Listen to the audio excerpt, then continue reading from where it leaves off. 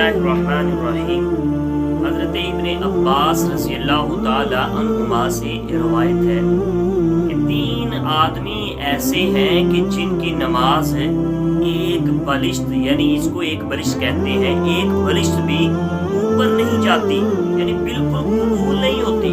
उनमें से पहला शख्स वो है, फरमाया वो बंदा जो कौम की इमामत करवाए, लेकिन कौम में से फरमाया कि जो लोग हैं वो उससे किसी शरई ऐब की वजह से नाराज हों।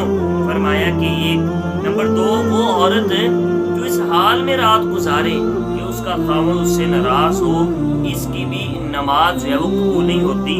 और नंबर 3 वो 2 मुसलमान भाई जो आपस में नाराज हों, फरमाया इनकी नमाज भी एक बलिश्त भी ऊपर नहीं जाती। इमाम के करीब वो लोग खड़े होने चाहिए जो आकिल हों, बालिग हों और सबसे ज्यादा अहले तक़वा हों, जो मुत्तकी हों, परहेजगार हों।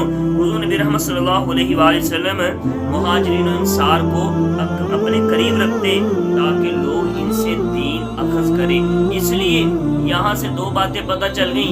एक तो हमें नमाज जो है वो इस हाल में पढ़नी चाहिए कि हमसे सभी राज़ी हों और हमारे अंदर कोई ऐब ना हो। और दूसरी बात ये कि हमें जो है वो उसको इमाम के पीछे खड़े होना चाहिए, करीब खड़े होना चाहिए जो ज़्यादा मुत्तकी परहेज़गार हो।